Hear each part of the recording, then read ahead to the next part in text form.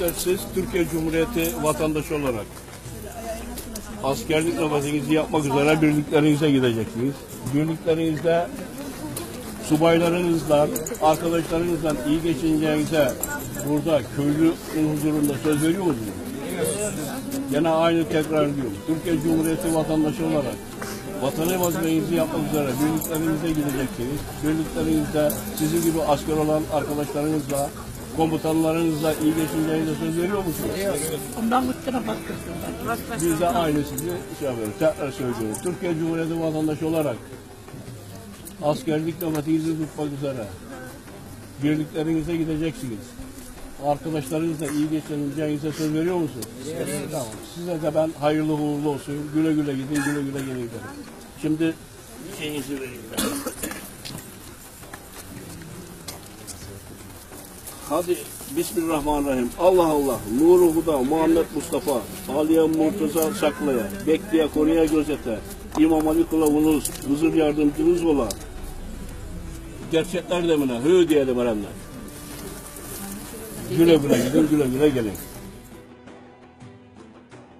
Şu anda Edremit Çamcı mahallesinde Ali Aydın ve eşi Göher Aydın'ın bahçesindeyiz.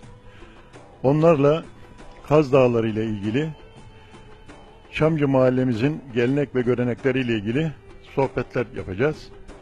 Askere gidiş anım 1953 senesinde gittik, 55 senesinde geldik.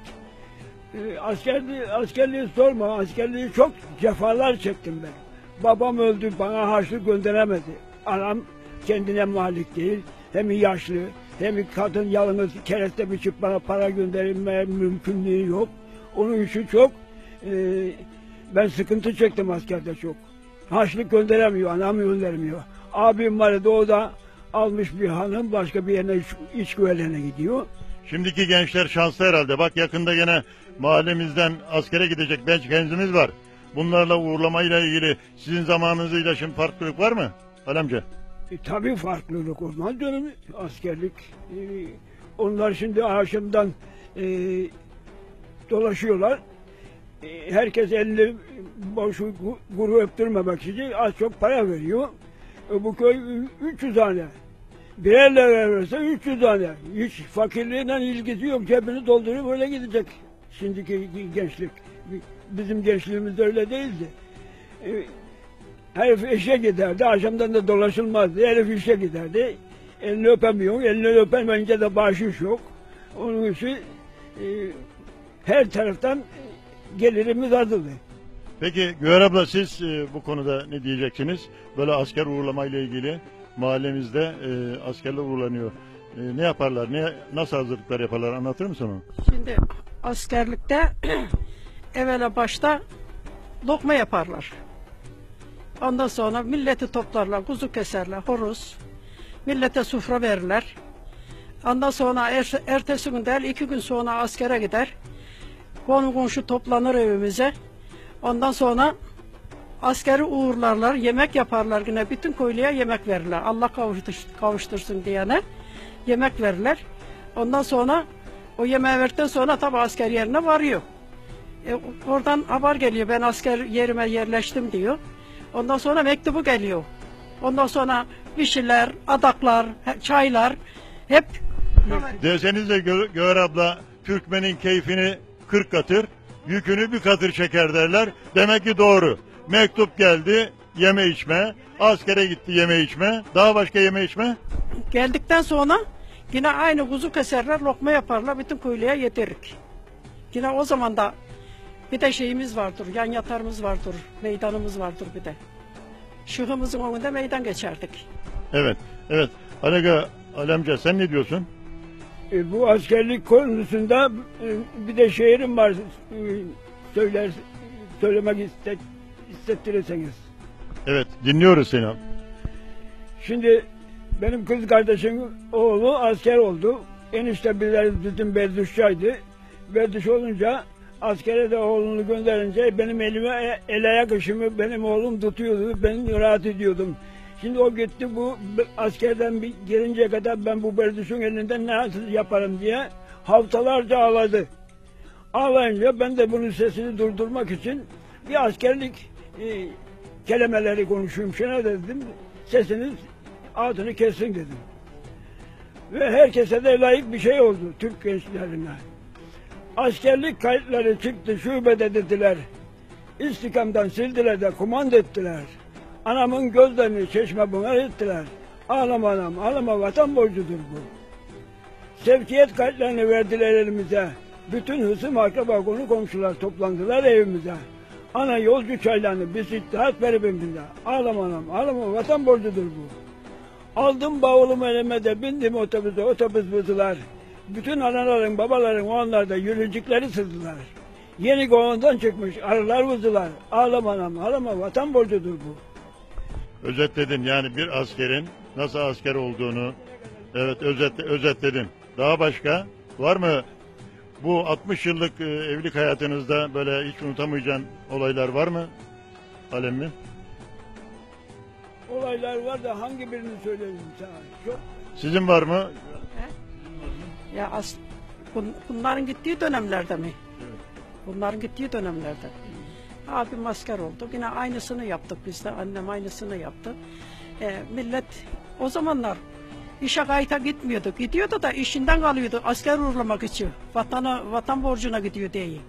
Asker uğurluyorlardı o zaman. Kimse işe gitmiyordu o gün. Bizim günümüzde yani çocukluğumu söylüyorum. Bunların şeylerini söylüyorum ben. Uğurluyorlardı. Hadi kahve çay içelim. Hadi asker uğurlanan yere saplıyorlardı. O zaman çay yoktu, kahve vardı. Çayı biz görmezdik, bilmezdik çayı. Kahve pişirirlerdi. Bütün millete kahve verirlerdi. Gencin biri dağıtırdı. Kahve olmadığı takdirde çocukluğumu söylüyorum askerlere nofutu kavururlardı. Burçağı kavururlardı. Kahve yaparlardı. Değmende onu çekerlerdi. Mahallemizin, Çamcı mahallemizin çok değerli sakinleri, değerli köylülerim. Bugün gene gururlandığımız, onurlandığımız bir gün yaşıyoruz. Çünkü vatan hizmeti için, vatan nöbeti için yetiştirdiğimiz gençlerimizi kışlalarına savuyoruz. Vatan nöbeti kutsaldır.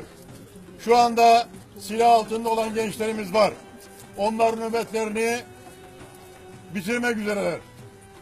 Onun yerine işte bir milleti millet yapan ve üzerinde yaşadığımız şu topraklara sahip çıkan ordusudur.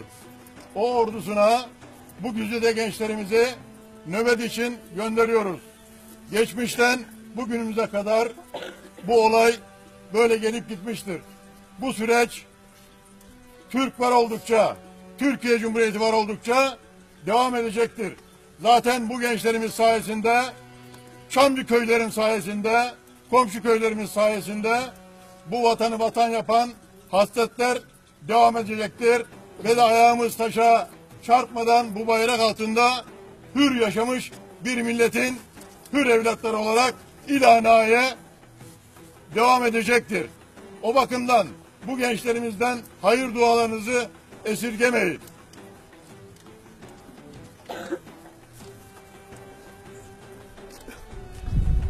Yurdunu Allah'a bırak, çık yola. Cenge deyip çık ki vatan kurtula. Böyle müyesser ki Gaza Erkul'a, haydi Levent asker uğurlar ola.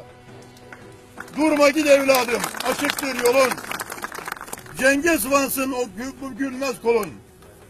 Süngünü tak, ön sava geçmiş bulun. Uğrun açık olsun, uğurlar ola. Yerleri yırtan sel olup taşmalı. Dağ demeyip, taş demeyip aşmalı. Sendeki coşkunluğa el şaşmalı.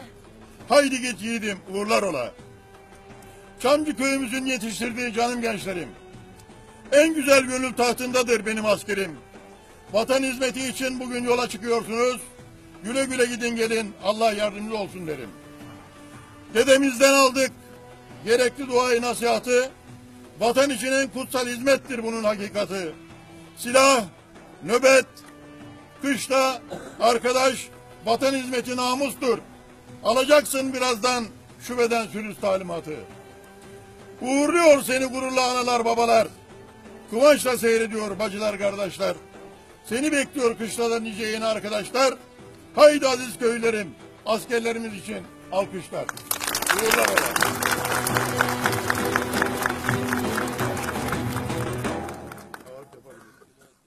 Geleneklerimiz, göreneklerimiz programı dahilinde Çamcı mahallemizde çekmeni yaptığımız asker uğurlama töreniyle ilgili Ali Erdoğan ve eşi Senem Erdoğan'ın şu anda evindeyiz.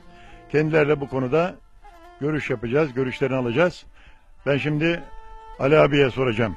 Ya, askerler akşamdan gezer, el öper, sabahıyla köylü toplaşır, askerleri uğurlar.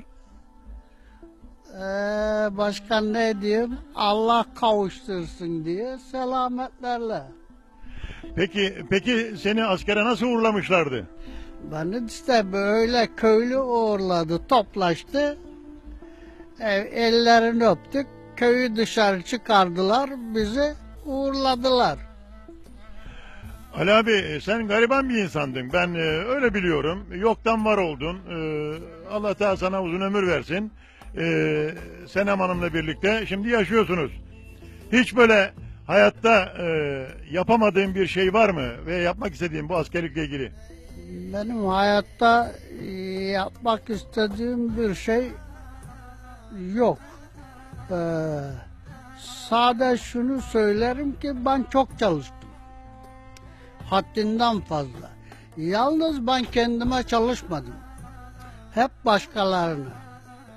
Ben bir yaşında sen bilmem belki pederi kaybettim. Beni amcam büyüttü. Yani ben 3-4 yaşlarındayken belki baban vuruldu falan dediler. Yani ben kimselere ne anne diyebildim ne baba diyebildim. Hep bunun özlemi içinde mi? Ya sen ne diyorsun ya? Evet Senem Hanım. Siz duygularınızı bu konuda asker uğurlamaya ilgili anlatır mısınız? Anlatırım tabii ya. Ben askere savamadım çocuğumu ki.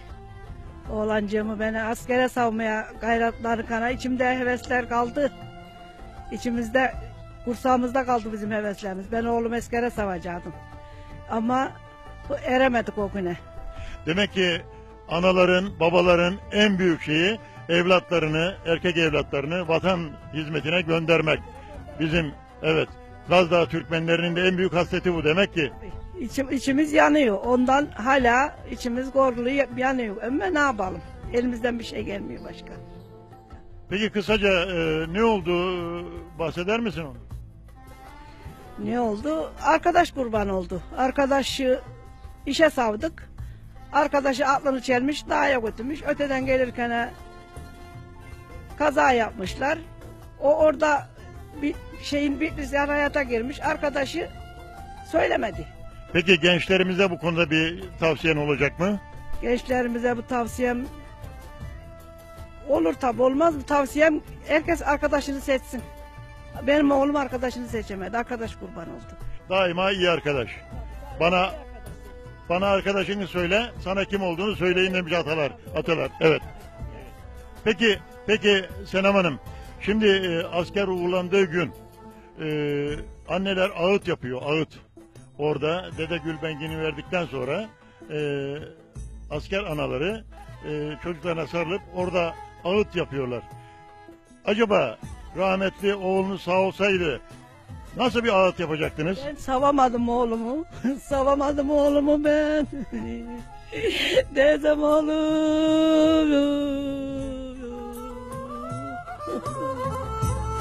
Ben oğlumu askerlere savacaktım da ya.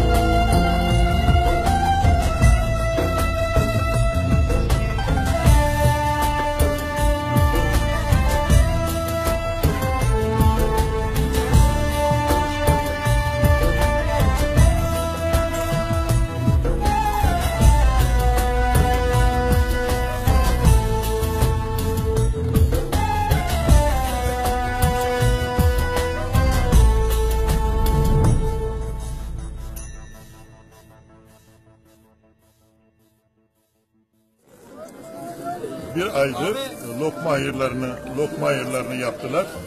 Asker aileleri köylülere yedirdiler, içirdiler. Türkmenin bu hasretidir. Bu kınalı kuzularını bugün askere savuyorlar. En son tören bu. Birazdan da yemek verecek aileler. Dün akşam askerlerimiz, bu 4 askerimiz,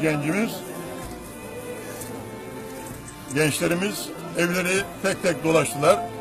Karınca kararınca onlara bir destek amacıyla köylülerin kendilerine yol harçlığı verdi.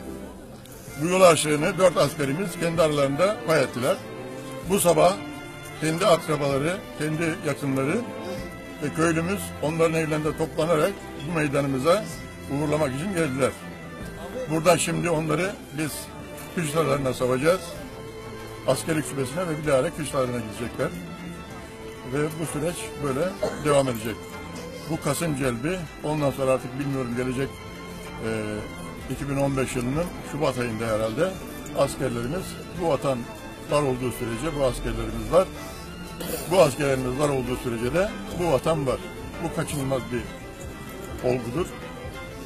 Ben kendilerine hayırlı, uğurlu vatan için, millet için olsun diyorum.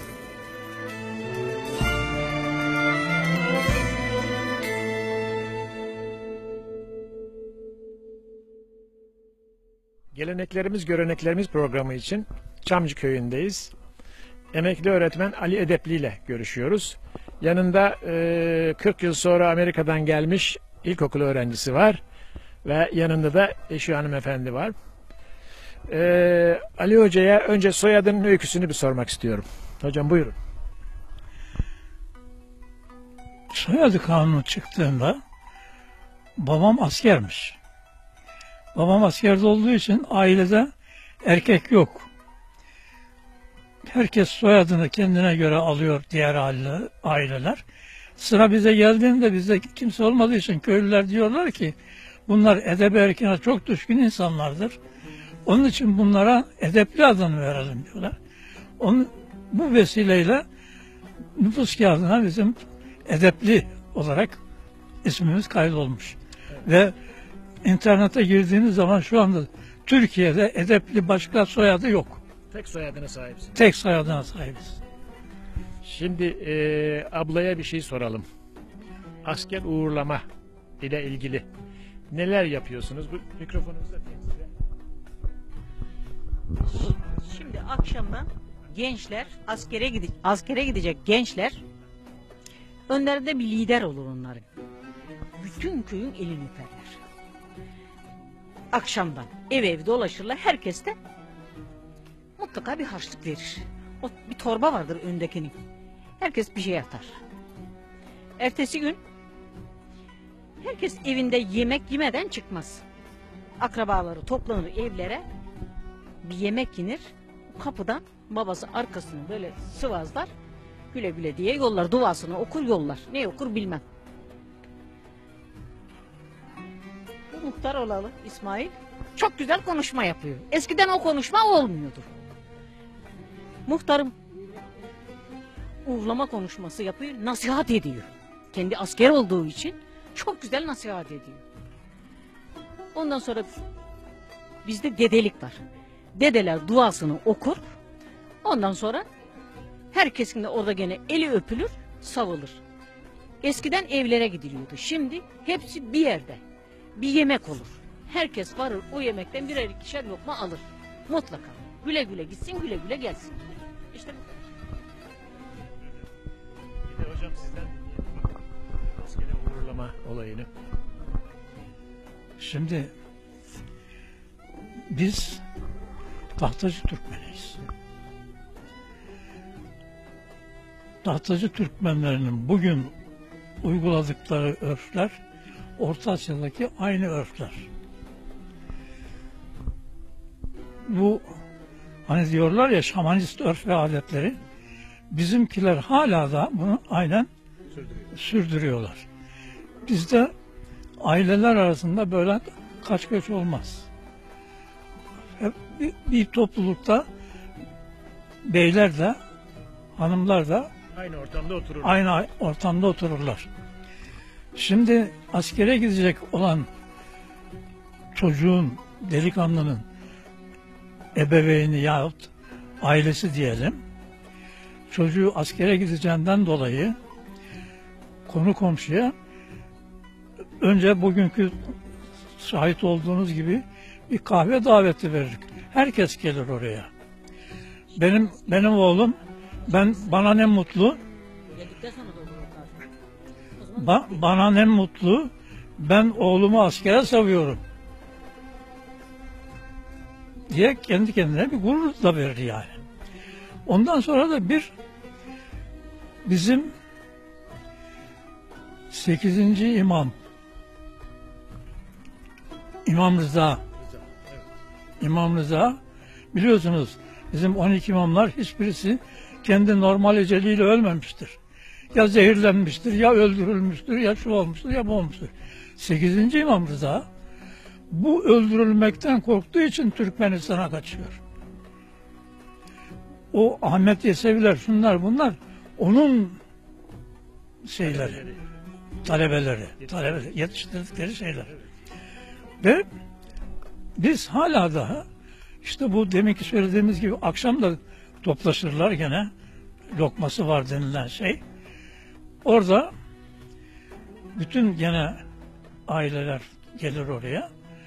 O askere gidecek olan çocuğa yol adap, yani bizde eline, beline, diline sahip olacaksın. Orada ona işte deminki söylediğimiz o şeyler, bunları bilmedikleri için, size cevap veremedikleri için zorlanmış oluyorsunuz. Orada çocuğa gittiğin yerde saygısızlık yapma. Eline, beline, diline sahip ol. Kaçma. Verilen görevi yap diye bilgi verilir. Ve ondan sonra dede dua okur. Ama dedenin ne dua okuduğunu ben şimdi bilmiyorum. Belki de hiçbir şey bilmiyor da Bismillahirrahmanirrahim diyebiliyor yani. Onu söyleyebiliyor. Ondan sonra da ne okuyorsa okuyor, iş bitiyor. Yani lokma denilen şey bu. Orada bir pirinç pilavı yapılır. Bir ne yapılmışsa horoz kesilmiştir. Ondan tiftikten pilavların üzerine konur. Herkes onu yer, gider, iş biter. Uğurlama böyle mi? Uğurlama böyle. Akşamdan olan şey bu. Ertesi ve ondan sonra da akşam gene gece o asker olacaklar. Kaç kişi ise 1 kişi olur, 3 kişi olur, 5 kişi olur. 11-12 kişiye kadar saydığım vaki oldu benim oradan gidişleri. Onlar hepsi beraber toplanırlar, bütün köyü dolaşırlar. Ev kapıya gelirler, vururlar. Biz askere gidiyoruz. O gelen ev sahibi de onları güle güle gidin, güle güle gelin, kendinize sahip olun diye bir yerde helallaşma gibi onların elini öperler. Bu şekilde giderler. Ertesi gün sabahleyin de gene şeyini alan o ailelerin yakınları, askere gidecek olan aileleri grup hepsi toplanarak toplaşırlar, bir araya gelirler. Köyün o minibüs durağının orada. Şimdi nerede? Okulda mı oluyor? Ha. Şimdi okulda oluyormuş bak. Ben onu bilmiyorum. Orada gene dede önce bir gülbenk deriz biz buna. Gülbenk deriz. Gülbenk verir. Ne dediğini gülbenkte bilmiyoruz tabii. Bildiğimiz yok. Ondan sonra da Dede bulur, yaptırırız, öğreniriz böylece. İsmail Bey, muhtarımız askere ilk kökenli olduğu için askere gideceklere ve askerliğin şerefini, onurunu nasıl koruyacaklarını bilgilendirir, konuşma yapar. Ondan sonra iş bitmiştir. İşte kralı kuzular, işte gençlerimiz bunlar. Duygu ve düşüncelerinizi söyler misiniz? Abbas. Evet. Askere gitmek bir o kadar heyecanlı bir duygu. Şu anda ne heyecan duyuyor musun şu anda? Evet. Vallahi heyecanlıyız. Herkese nasip olmuyor bu. Allah bize nasip etti. Heyecanlıyım ben de. Evet. Bize de nasip etti yani. Evet. Gidip gelelim hayırlısıyla. Hayırlısıyla Allah kışlalarında çocuklar doğruluktan şaşmayın. Komutanlarınız ne söylerse onu yapın. En önde gitmeye bakın. Bu vatan hizmetidir. Hiç merak etmeyin.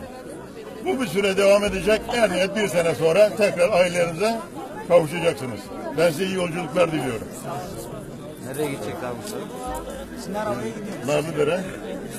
Narlıdere, Kütahya merkez. Kütahya, Havacı, Isparta merkez, Hatay İskenderun'a Bahriye'de gidiyoruz. Evet. Bundan sonra da şimdi uğrayacağız. Bundan sonra da ikram var. Yemek ikramı oraya gidecekler.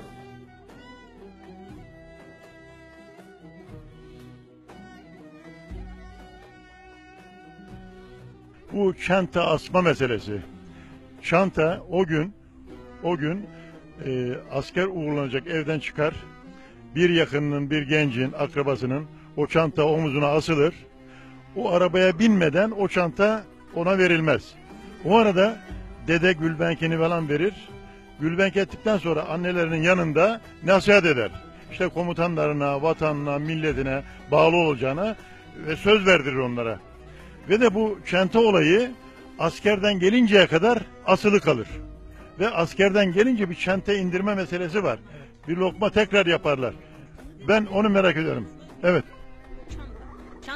Çantası daha sırtında derler.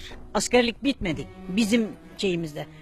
Örf ve adetlerimizde. Bu kahveyle, lokmayla başlar. Gelince o çanta yerinden enmeyince askerliğin bitmiş sayılmıyor.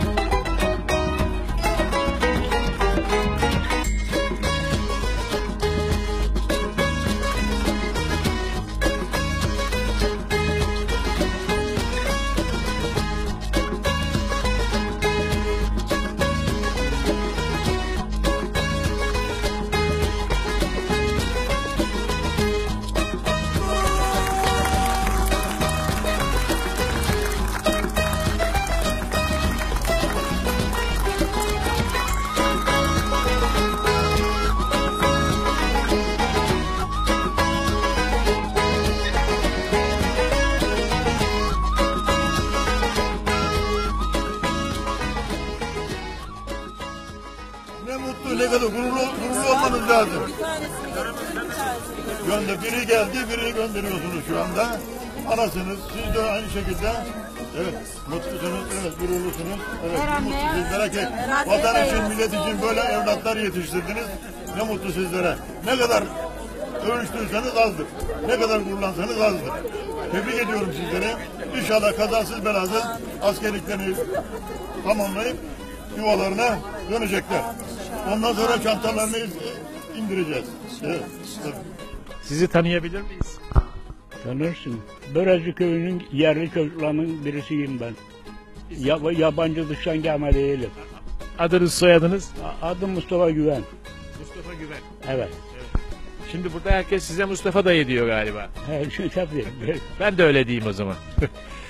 Mustafa dayı çok sağlıklı görünüyorsun. Kaç yaşındasın? 86, işte yılbaşı gelirse 86'yı dolduruyorum. Evet. Peki bu sağlıklı olmaya neye borçlusun? Valla bu sıra biraz sağlığım şeyli. Belki de içerisinde bir hastalık var benim. Balıkesir'e doktora gideceğim. sizin yaşıtlarınız bastonla geziyorlar veya gezemiyorlar. Bu zamana kadar bu sağlığı neye borçlusunuz? Gidip geliyoruz işte oraya tarlaya ekiliş yapıyoruz, pamuk ekiyoruz, karpuz ekiyoruz. Böyle şeylerle heşeri olduk. Günde kaç kilometre yol yürüyorsunuz? Günde aşağı yukarı 3-4 kilometre ova gelir, bu yana da 3-4 kilo gelir. Yalnız yolda bu sıraları gidersem hafif bir dinleniyorum, hafif. Öyle hatırlıyorum hemen, hadi Bismillahirrahmanirrahim diyorum, devam ediyorum. Kış günleri çaylardan da paçaları sıvayıp geçiyormuşsunuz duyduğumuza göre. Geçiyorum ya. Hala. Şimdi çay azaldılar, şimdi çok bayağı. Şimdi yok, çok az. Peki Mustafa dayı, burada çocukları askere gönderirken neler yapıyorsunuz? Nasıl törenler yapıyorsunuz? Nasıl bir uğurlama yapıyorsunuz? Buraya hoca dua yapıyor. O askere gelip bir şey ellerimizi öpüyorlar. Hadi orasın, yolun açık olsun diyor. Çocuklara harçlık veriyor musun? Harçlık babaları anaları verir. Öyle mi? Bizde yok öyle adet. Yok bizde adet yok öyle adet. Peki davul zurnayla uğurlama vesaire? Öyle davul zurna yok. Hoca yapacak. Davul zurna. Hoca yetiyor diyorsun. Buyur? Hoca yetiyor. Hoca yetiyor bize. Toplanın diyor devre meydanını. Evet. Oradan orluyoruz. O askere kişilerde gelip ellerimizi öpüyorlar böyle sıradan. Böyle.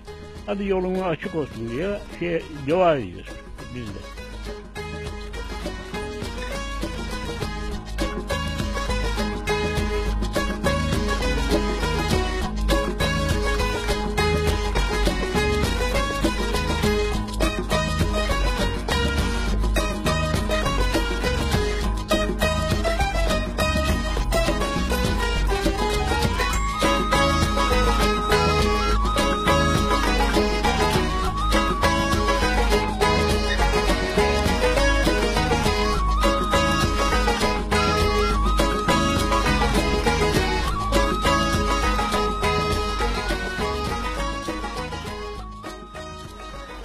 Şimdi askerlerimizi gönderdik.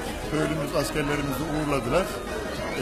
Şu anda asker uğurlama yemeği yaptı aileler, asker aileleri. Karınca bu Türkmenler, Gazdağ Türkmenleri yedirmeyi çok severler. Paylaşmayı çok severler. Şimdi bu fasıl burada bitmez. Bu askerlerimiz kışlaya gittikten sonra ailelerine eskiden mektup yazarlardı. Şimdi telefonla haberleşiyorlar. Telefon ederler. Şimdi anons eder köylüye ve der ki mektup çayına davet eder. Ondan sonra izne gelir. Gene böyle bir yedirme faslı. İzinden döner kışlasına yolcu çayı tabir edilen gene yedirir içirirler. Ve bu böyle devam eder. Askerlik gittikten sonra o çantasını, bugün o görülen çantayı indirme için tekrar bir lokma ayrı yaparlar. Ve bizim ömrümüz, hani derler ya Türkmenin keyfini 40 katır, yükünü bir katır çekermiş misali. Bu vatan için her şey can baş feda şeklinde, her şeyimiz feda olsun diye devam eden bir sistem böyle alışılagelmiş ve de ilanaya sürecek bir şekilde devam edecek bir olgu.